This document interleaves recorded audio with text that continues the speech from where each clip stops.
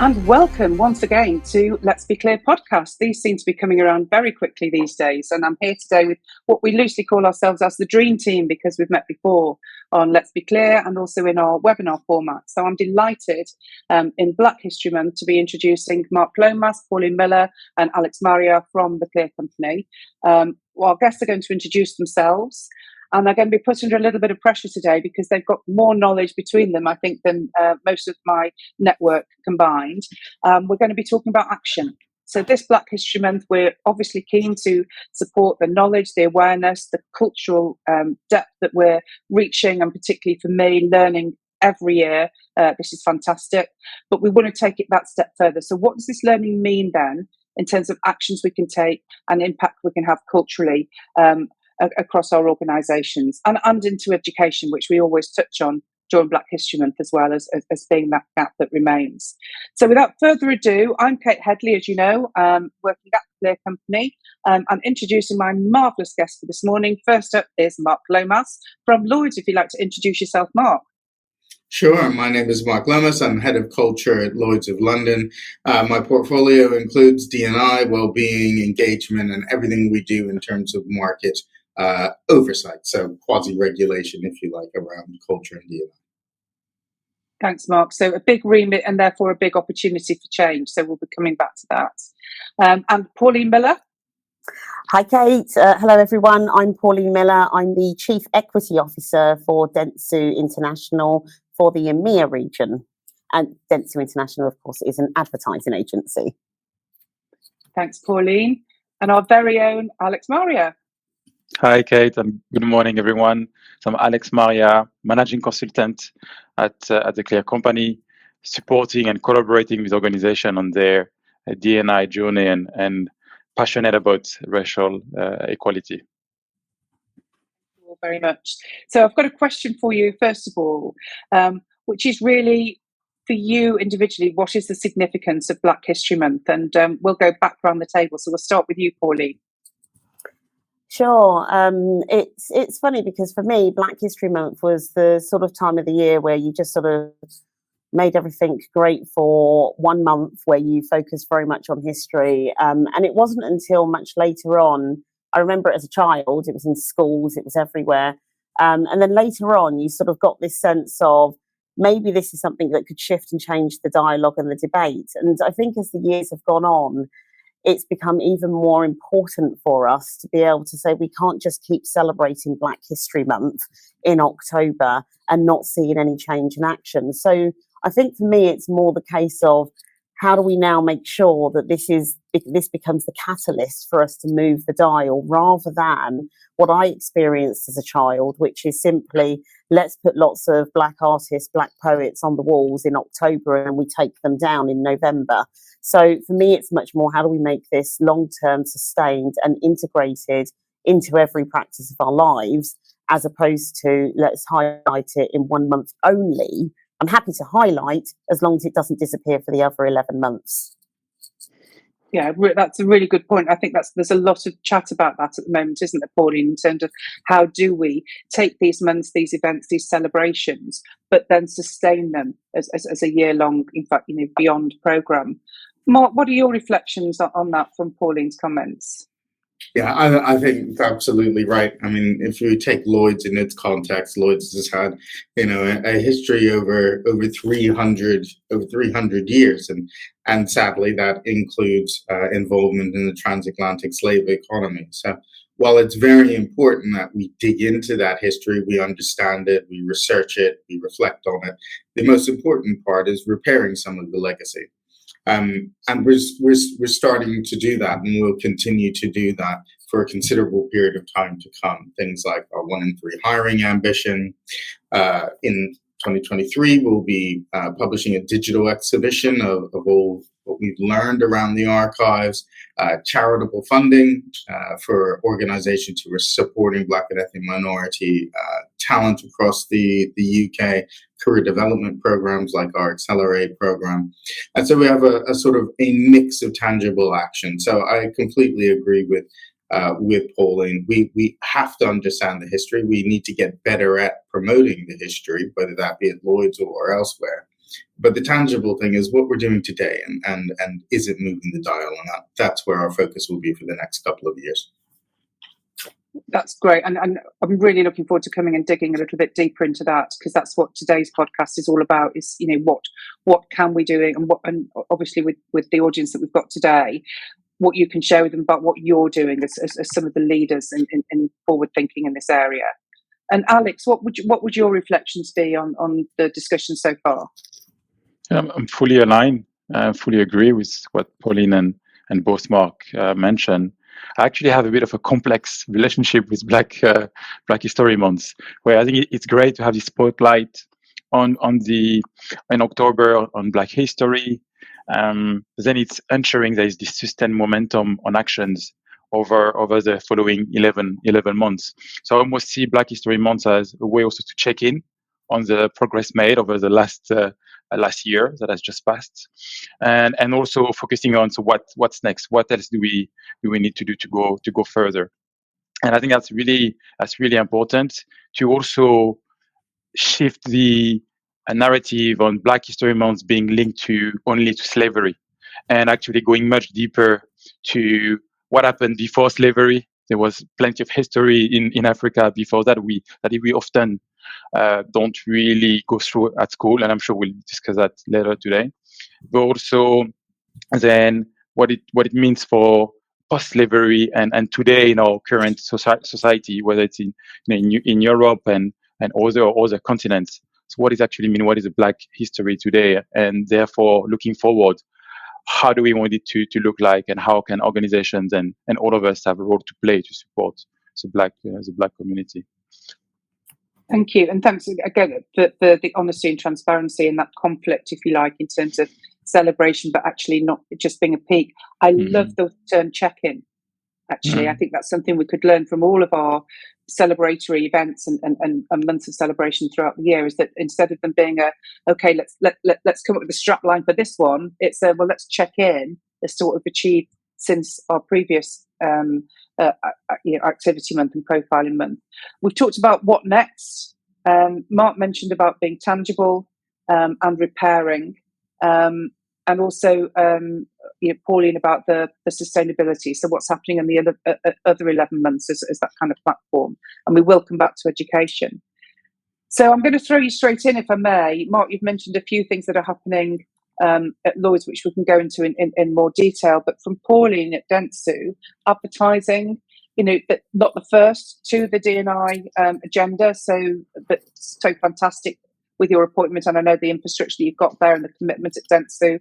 So what's happening there with an organisation that's worldwide and in the spotlight, quite literally? And I think you're right when you say advertising not the first to the D&I agenda, but technically, yes, very much engaged in the diversity agenda, because the one thing about advertising is that it's our role to be able to connect our clients with the consumers that they want to reach. And those consumers are worldwide.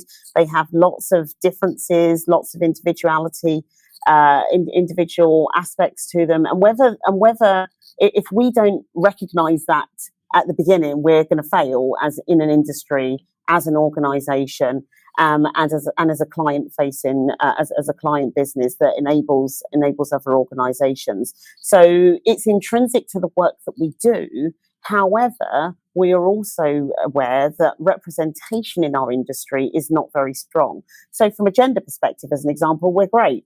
But from a race perspective, we're not making enough strides.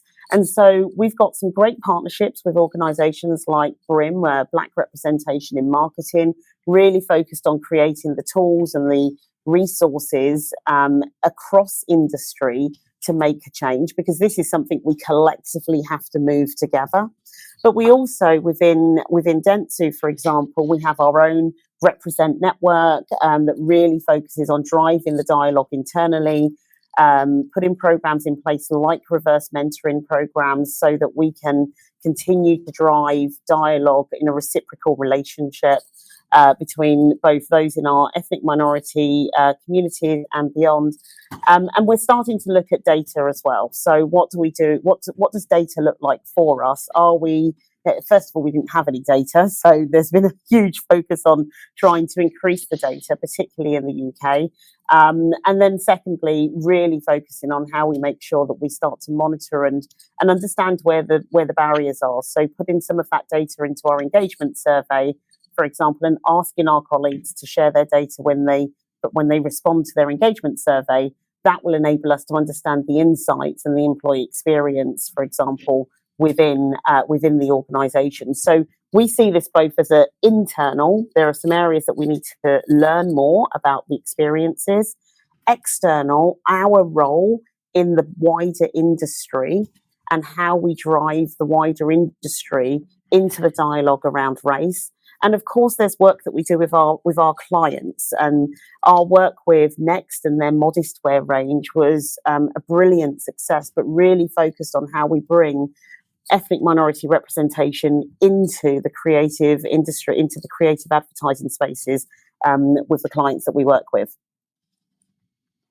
Great. So, I mean, that's a lot going on there, both internally and externally. And I've had this conversation with you before about, because I am the consummate online shopper, don't leave me in for 2 hours, or, you know, the parcels will be arriving the following day. And I have noticed, particularly with sportswear, just the subtlety of the representation and the integrated way of it. So I do swimming. So just looking at, swimwear for people from all sorts of different cultures, and like you say, modesty wear, it's been really fascinating to just see that is absolutely on every of the big brand websites now, and literally as recently as I would say 12 months ago that wasn't the case. So we are making progress. But Mark, if we take that into the Lloyd's concept, I know that some of that will resonate because data was a challenge for you guys as well. And what's happening at Lloyd's now then to do this big step from talking about it, being responsible for it, feeling accountable? Now we're in doing mode. So what's that looking like in terms of that difference? I think one of the most important differences this year is introducing culture as a specific element of our oversight and regulatory function. And culture is one of the 4 kind of foundation principles. There are 13 principles for doing business at Lloyd's. And that means we are actively reviewing the progress of firms in the market against their diversity data, against their culture survey results, as well as the engagement that we have with them throughout the year on D&I topics. And because it's a foundation principle, essentially what that means, if you don't meet the expected standard for culture, then we can actually limit you growing your business in the market. So there's lots of activities on one side aimed to upskill firms in the market, helping them with data collection, roundtables, workshops, training, which you from Clear Company will be very familiar with. But on the other hand, it is about demonstrable progress in the market, and we manage that through our oversight process. So, and that is very important. It's very important to kind of move on from the rhetoric to the actual reality and results, and then hold people accountable for that. And we've seen lots of progress in data collection. We've seen lots of progress in sort of sentiment around inclusion. We're seeing progress in the hiring rates for ethnic minority talent in the market. But we have a ways to go with senior level accountability. So only 29% of senior roles or leaders in the sector have KPIs which are linked to sort of culture and diversity metrics. And I think we will see faster progress when we see that number go up considerably. So that will be one of our focuses over the next year. That's really interesting, because in 2015, when we did a review across Lloyd's, the metric we were talking about then was that I think there was 1, maybe 2 diversity professionals. And we've now got that bit covered. So we're actually, there's impact and action happening. And I know, Pauline, you did a lot of work in that. But it's interesting now, Mark, that the next push is let's have some accountability. Be interesting to monitor how brave we are, because we've been here before with lots of different markets, haven't we, where there's an impact if you don't get it right, but is that impact actually, delivered behind? Like, we've got knowledge of that from the public sector, and everybody will be aware of that with our equality impact. What we've got impact assessments, and then we do the equality impact assessments, and they're poor, but there's no repercussions. So what we want to see here is positive action but equally repercussions if we're not joining in, I suppose. Alex, I'm really interested here because Mark's talked there about senior level accountability. We talked about the hiring, the 1 in 3. Pauline's talked about metrics as well, and also there's a really big supply chain delivery model at Dentsu in terms of obviously spending clients' money. And I know one of your many areas of expertise is around supply chain diversity. I'd be really interested in your views as to how now in Black History Month we can look to our supply chain diversity programs to impact on our overall achievements in this area. Yes, absolutely. It's an opportunity area for organizations that are looking to have an impact externally on our society. And back to the point earlier I made around supporting the Black community, organization could collaborate with Black-owned businesses, right? So when you have a large supply chain, being very mindful of how will I manage my spend, with whom am I going to contract, how do I ensure I have diversity in my supply base, which actually will drive benefits of having managing my risk across my supply chain, getting different perspective on products and service delivery. When you're a creative company like Dentsu, you want this creativity coming in from the different type of businesses. Actually, any businesses wants those different perspectives to drive innovation. So that's where contracting with diverse businesses is another way to impact positively our society, because often those diverse businesses are also local businesses. They might be your customers. So you want to work with the community, give back to the community you serve. So that's one way organization can do that. But as for everything, it starts by looking inward. Before you can impact externally, actually look inward about your own processes. Inclusive, or your procurement process inclusive? Do you have a supplier diversity strategy? And what are your objectives? And back to the point around data is how would you measure success? You have those right metrics to hold yourself accountable, to ensure you have an impact on our society and also deliver benefits to your organization. So you're always coming back to data measurements, and also looking inward before then focusing externally how you can engage with those diverse businesses and Black-owned businesses. It's interesting. I've learned so much from you, Alex, in the time you've been at the Clear Company, because my focus was always, as people know, on inclusive hiring and to Mark's 1 in 3. And we would always there look at the processes, look at the capabilities of the people managing those processes and practices, and then look at how do we attract and how do we move people through the process. And procurement, it's the same, isn't it? So you can have a strategy that says, okay, we're going to advertise and say we welcome contracts with, please apply to supply to us. But actually, if our processes, practices, and awareness, and if we've got inherent bias around Black-owned businesses, then we're not going to achieve those goals. So I think there's some really good lessons there. Pauline, I know that's really high on the agenda at Dentsu. Have you got anything that you would add to that? I think the thing I would say is that it's important to make it relevant into the work that people do. So, for example, at Dentsu, one of the things we'll do is work with media owners. So those are organisations that obviously supply media, whether that's print or online or otherwise. And so for us, we've got to talk to those that use the media owners to ensure that when they're creating their plans for a client and they're creating campaigns, that they recognise that a Black-owned media owner is just as important, and this is what it brings, and how to integrate that into their plan, as well as how they might do that with a mainstream newspaper or a mainstream other sort of outlet, radio or otherwise. So I think it's important that we bring the topics and the dialogues in, because if they've not done it before, how do we expect them to understand the benefits and when to use different types of media in different situations? So we don't want to be tick box. We don't just want to throw a Black person in and say, hey, we've got diversity. We want to make sure that we're partnering with those media owners in the same way that we would with the Times or whoever else, or any other sort of large magazine or media outlet. So I think it's really important that we make the connection into the day-to-day part of the business, that's very much one. And then the other side, if I'm thinking about how we procure services into us as an organisation, it's really important in that way that we partner with them on an ongoing basis. So it isn't just about when we put it into the contract process, into the RFP, and they present us with one slide on diversity and then that gets them through. But how do we ensure that if they're not achieving, if they're not delivering what we need, that we're A, monitoring them on a regular basis, that we're B, partnering with them and helping to make sure that they can move in the direction that we want them to move in. So I think there's a real element of partnership becomes, is the silent P in procurement, if you like, and supplier relationships. But you need to have that partnership in anything that you do, or else it's very easy to unpick and unwind. So that integration, that sustainability doesn't stay. So that's all I'd add there, is make it real and build a partnership.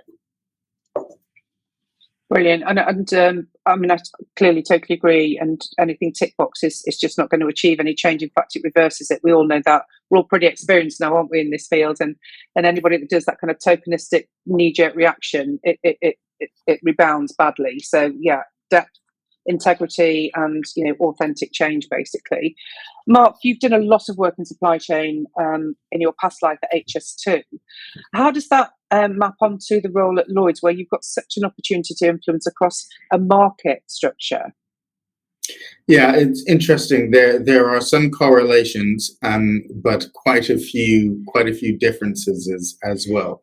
And I think if I'm being honest, the market as a whole is really at its starting point with all things inclusive procurement and supplier diversity.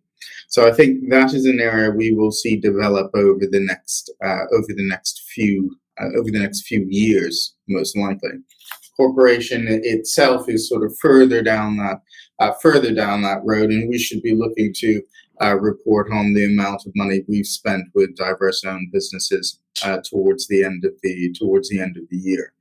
I think one of the things that really distinguishes organizations when you see an organization that has a rounded model, and by that I mean everything from early careers, talent programs, career development programs, looking to improve representation overall at leadership, and the supply chain side of things. That's a really rounded approach, I think, because not all organizations have the numbers or the turnover to move the dial really quickly around representation in their organizations. But it's often easier to move the dial in terms of those businesses that you work with in your supply chain. And I think even though we're in 2022, it is still fairly rare to see an organization that has all those facets in place. And I hope by the time we're a couple of years down the road, we're talking about many organizations that have that kind of whole system approach to improving the participation of Black and ethnic minority communities. Yeah, and it's interesting, Mark, because we're talking here about utilising that supply chain and leveraging the power that has to help us impact in our culture. Because obviously, to Pauline's point, partnerships with organisations who culturally are different to us brings extra elements to our own culture. And if it's a true partnership, the two will blend across the lines, which is always a positive step forward as well. In terms of employment, though, Mark, because I know that's been one of the focal points for you in terms of that internal representation, getting those metrics right, and particularly that leadership accountability. What can you share with us from a Lloyd's perspective that you feel would be useful for people who are looking to make their leaders accountable and support their leaders in being accountable? Because for some, it's a stretch, it's new, it's something that they're not knowledgeable about. What would our lessons be there to our audience? Yeah, really interesting question. I hear a lot of, we don't have the data, and until we have the data, we can't do anything. And I don't think that's strictly true. If you have the data, then absolutely you've got to be holding leadership to account. They should be taking the opportunities when they come, those moments that matter, when they're doing talent management, succession planning, when they're recruiting into key positions, really thinking about the model of that recruitment, really thinking about the inclusiveness of their job descriptions and processes, etc. But you don't just need that. I'm a real fan of both having the data, and so having really hard metrics and targets, but also measuring participation. And I think that is really very, very important. As a leader, you need to show up to some of these things. Number one, you'll learn yourself. You'll increase your network. You'll open up your experiences, but never underestimate how powerful it is that leaders participate themselves and encourage participation. So I'm a big fan in having both kind of data-driven targets, but also things in leaders' KPIs like, every single member of your directorate, your function, will attend a minimum of 3 D&I-related events, workshops, etc. over the year. Participation is absolutely key, and I think what I found from my time in various organizations is if you can get that kind of everybody's participating, it's baked into your values, it's part of conversations, it's part of how you do your performance management. Then actually when you come around to ask people for the data, they know exactly why you're asking and exactly why it's important, and those data completion rates go up. So I think there are a number of ways to hold leaders accountable. You don't just have to have the data, but my preferred approach, KPIs around the data and KPIs around participation. I love that. I just think an organisation of any size or scale, any budget, any level of maturity around diversity and inclusion and around Black history and participation, they can do that. They can do that because there's resources in both of your organisations, obviously from the Clear company and from all of our partners, that are free. You don't have to pay. I mean, exactly. For larger organisations, by all means, go to the big conferences, put yourselves under the spotlight, learn. Because if you're a chief exec of an organisation talking about how important race equality is to your organisation, you have to be pretty well briefed to stand up there and be counted on a platform. So that's quite a good way of pushing yourself out of your comfort zone and learning if you're authentic about it. I love that. I think participation is a really good theme. I'm really excited about that. Is that something, Pauline, that is relevant at Dentsu? Is that something you could see people engaging with? Yeah, I think so. I think it's important that we report out. And so if that includes the participation levels of how we're engaging individuals in the organisation, both of our leaders, we've been looking at some larger programs that we can run with our own colleagues. So, and working with some of our own external partners, Google and Meta, for example, ensuring that we have programs that we can deliver internally that enable people to be counted, that enables leaders to be part of the dialogue, and that we can measure their participation as well. So I think participation is very important, but it's for me, it's very much how we report out and how we report out to our people, because often they don't know all of what's happening. If in an organisation, for EMEA, we're nearly 15,000 people, and so our people want to know that what we said we did.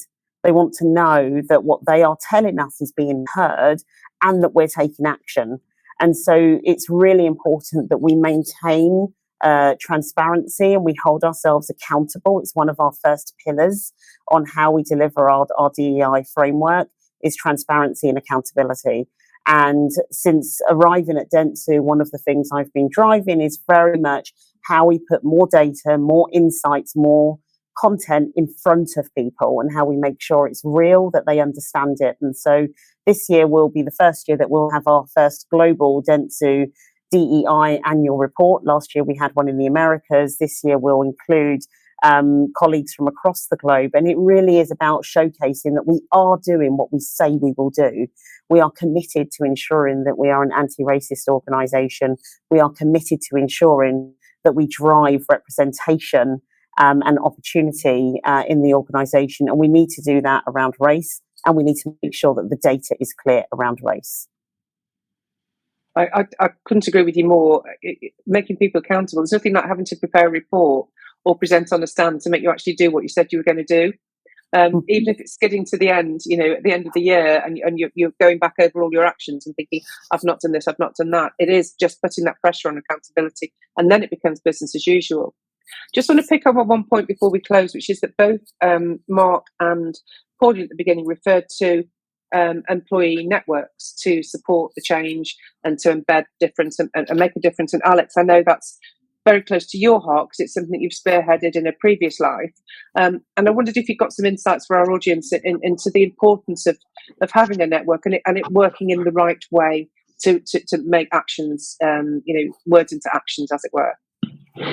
Yes, thanks. And I think there are a few points also I would like to reflect on what Pauline and Mark said, linked to employee networks.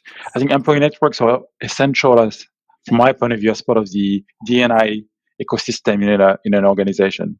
So they have a key role to play to bring the communities together, to offer this safe environment for people to share their lived experience, to have this sense of community within the organization, but also to support the overall D&I agenda. And this is where it's also important to ensure senior leaders will show up to the events arranged by your networks. So I really love the point from both Mark and Pauline on participation and measuring that from senior leaders. I've seen the impact of senior leaders turning up to events. As a leader, the shadow you cast is extremely powerful.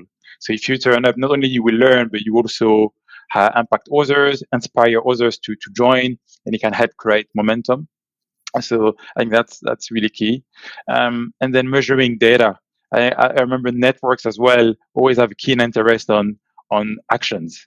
They're not just there for the communities, also wants to see progress. So they have a role to play in supporting the organization in driving change, as long as change has been clearly defined on what are the focus areas, what are the roles of, what is the role of the networks, what is the role of the D&I leads, the exec sponsors. So it's a whole ecosystem working together with clearly defined roles and responsibilities. The networks, going back to your original question, are really there for me to create this sense of community, as well as support the overall D&I agenda in the organization. Thanks, Alex. That's a really good wrap up. Doing my job for me brilliantly. We are coming to the end of our session, which, as always, has gone like a flash.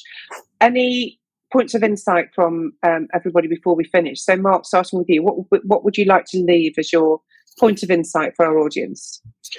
I think what I'd like to leave people with is don't overpromise and underdeliver. Don't set yourself unrealistic targets.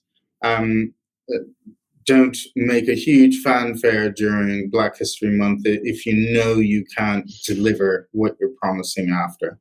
I think reality is far better than rhetoric, and people see through rhetoric that won't be delivered fairly quickly, and you can disengage them over time with that. So stick to things that you know you can deliver, and that will stand you in very good stead. It will increase your employee engagement and really create a sense of momentum.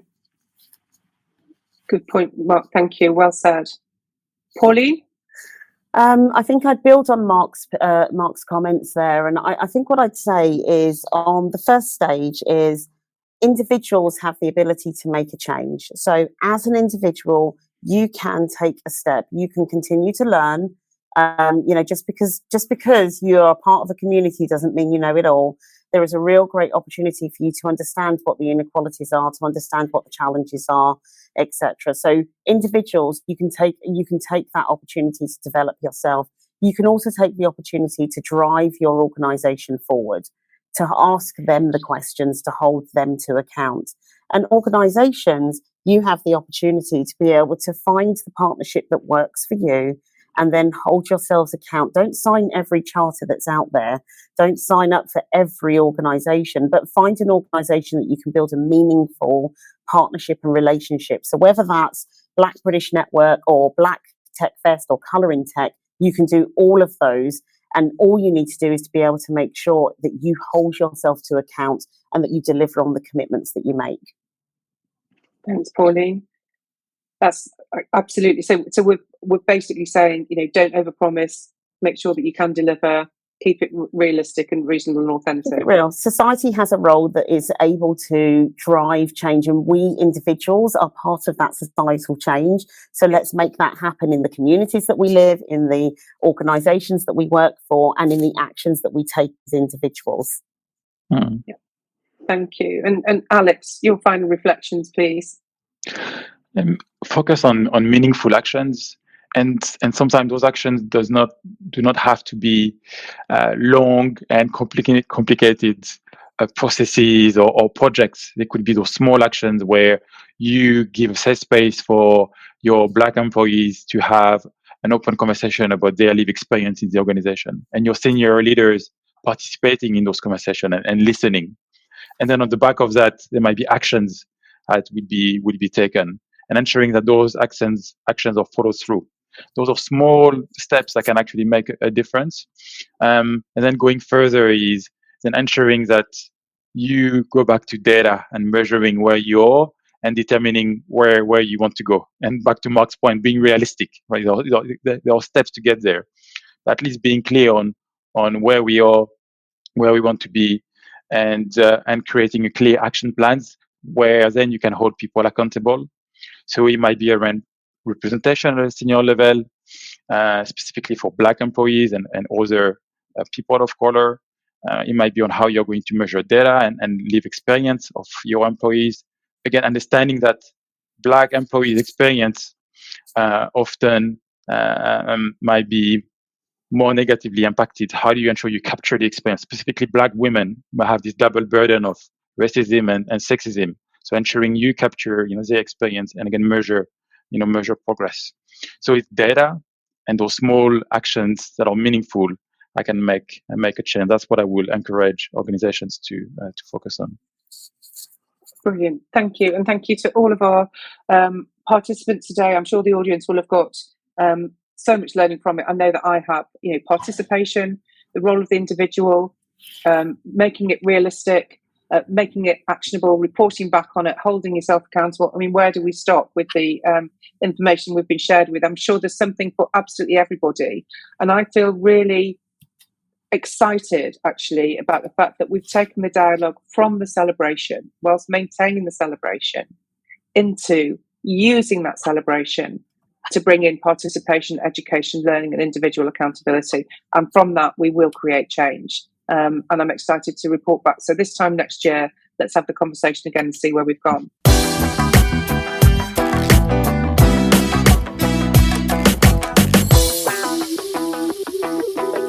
Thank you to Mark. Thank you to Alex. Thank you to Pauline. Thank you, as always, to the team at Clear who do all the hard work. And obviously, this podcast will be available on the Clear Company social media channels. And I hope you enjoy it. Thanks very much.